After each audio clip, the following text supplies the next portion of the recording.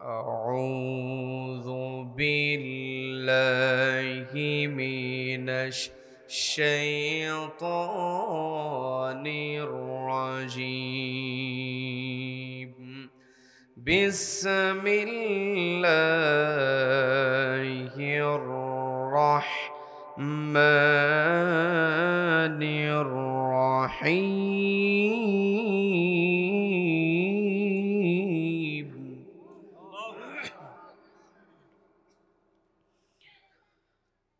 يا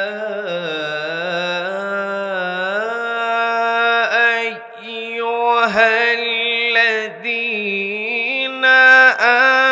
آمنوا اتقوا الله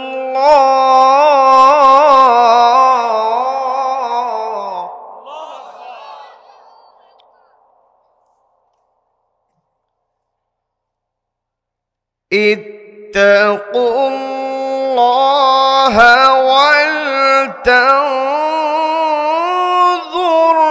نفس ما قدمت لغد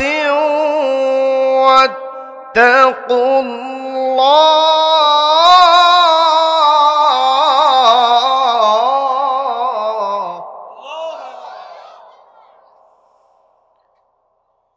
إن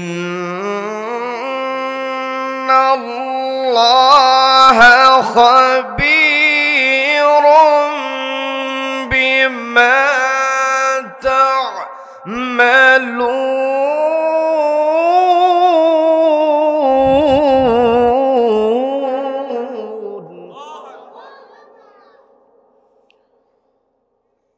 الله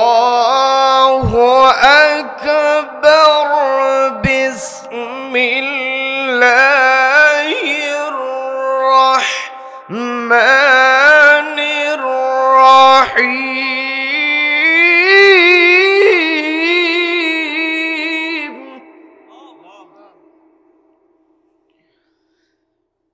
يا أيها الذين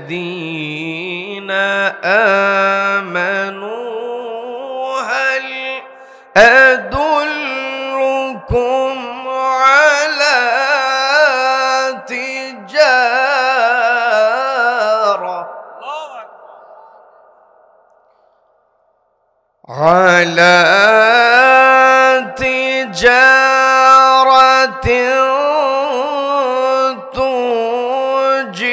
تنجيكم من عذاب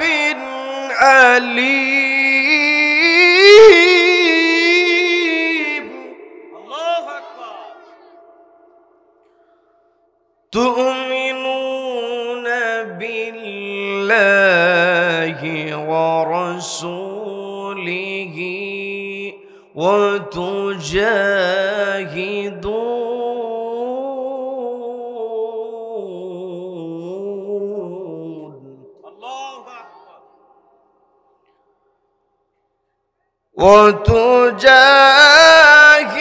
وتجاهدون في سبيل الله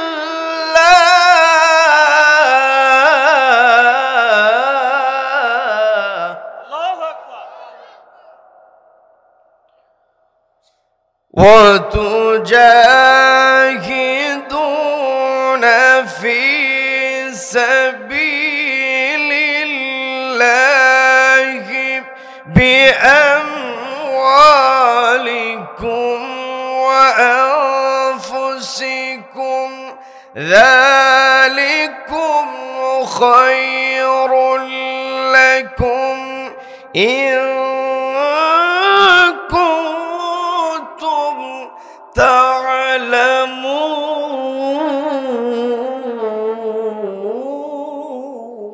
الله أكبر. ذلكم خير لكم إن كنتم تعلمون.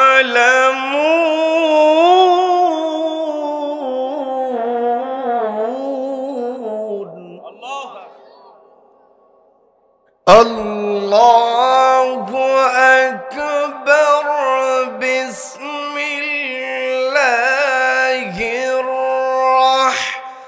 রাহমানির রহিম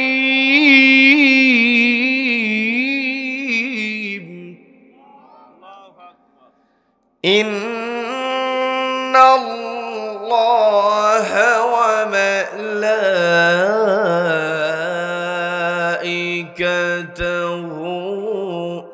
ইউসাল্লুনা আলান নবী ইয়া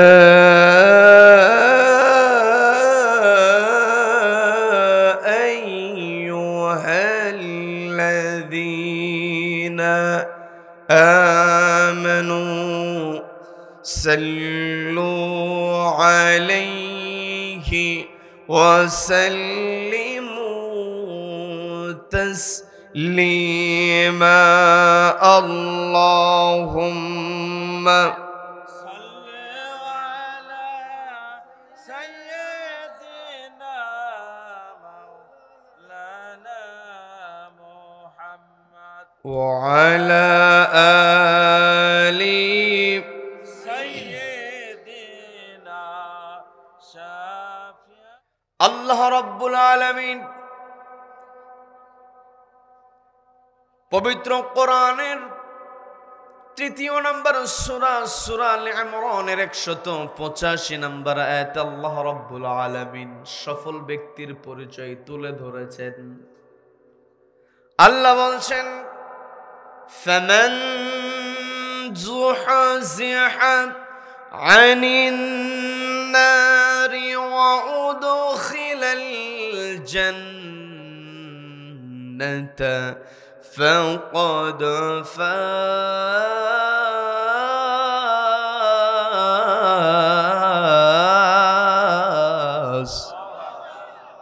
আল্লাহ বললেন ফামান যুহজিহা আনিন নার, যেই ব্যক্তি নিজেকে জাহান্নামের আগুন থেকে দূরে সরিয়ে রাখতে পারবে ওয়া উদখিলাল জান্নাহ, এবং জান্নাতে প্রবেশ করতে পারবে, ফাকাদ ফাজ, ওই ব্যক্তি হলো সফল। তার মানে আমার আপনার এই দুনিয়াতে টার্গেট একটাই হতে হবে, আমার আপনার চিন্তা একটাই হতে হবে, আমাকে আপনাকে জান্নাতে প্রবেশের যোগ্যতা অর্জন করতে হবে। কি কথা বলেন? এই পৃথিবীতে আমি আপনি যা কিছু করি না কেন, আমার আপনার টাকা পয়সা গাড়ি বাড়ি ধন সম্পত্তি প্রভাব প্রতিপত্তি আমার আপনার থাকতে পারে, কিন্তু এই পৃথিবীতে আমি আপনি যতদিন আছি ততদিন হয়তো সেগুলোর মূল্যায়ন থাকবে, কিন্তু যখনই আমার আপনার দেহ থেকে প্রাণটা বের হয়ে যাবে, এই পৃথিবীতে অনেক মানুষ আছে আল্লাহকে অস্বীকার করে, আল্লাহর বিরোধিতা করে, কিন্তু কোন মানুষ কি মৃত্যুকে অস্বীকার করতে পেরেছে নাকি? মৃত্যুর সঙ্গে বিরোধিতা করতে পেরেছে নাকি? তার মানে এই পৃথিবীতে আমি আপনি আছি, এই পৃথিবী ছেড়ে আমাকে আপনাকে অবশ্যই চলে যেতে হবে। আমি আপনি যখন পৃথিবী ছেড়ে চলে যাব, কোনো প্রভাব প্রতিপত্তি টাকা পয়সা গাড়ি বাড়ি আমার আপনার সঙ্গে যাবে না, আমার আপনার সঙ্গে যাবে শুধুমাত্র আমলনামা।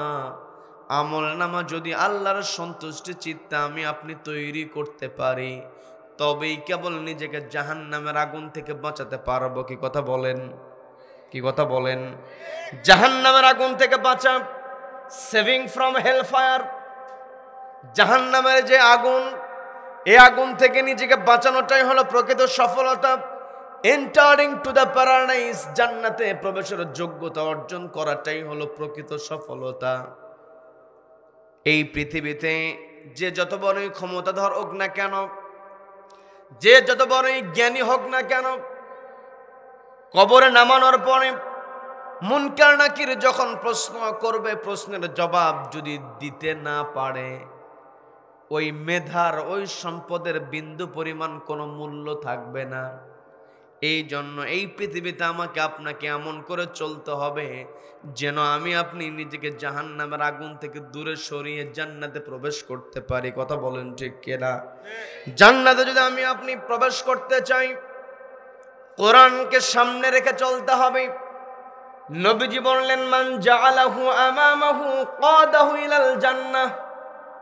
যেই ব্যক্তি এই কোরআনকে তার ইমাম বানায় নিতে পারবে, জাআলাহু বানায় নিতে পারবে, আমামাহু তার ইমাম, কাদাহু ইলাল জান্নাহ এই কোরআন তাকে জান্নাতে প্রবেশ করায় দেবে। বলেন না সুবহানাল্লাহ।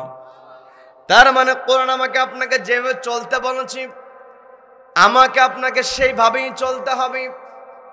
আমি আমার আলোচনার সূচনায় পবিত্র কোরআনের 59 নম্বর সূরা, সূরা হাসরের 18 নম্বর আয়াতে কারিমা তেলাওয়াত করেছি।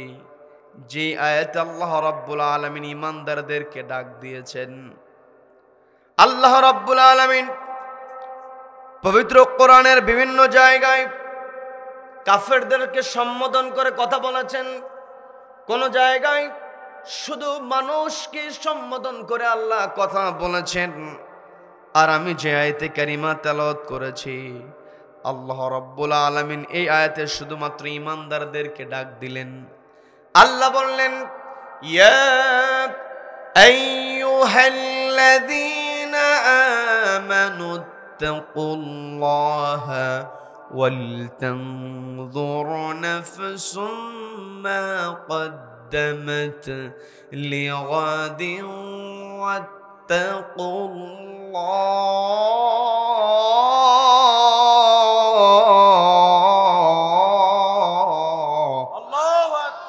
আল্লাহ বলছেন, ইয়া আইয়ুহাল্লাযীনা আমানু, হে যারা ঈমান আনয়ন করেছো, ইত্তাকুল্লাহ আমি আল্লাহ আমাকে ভয় করো,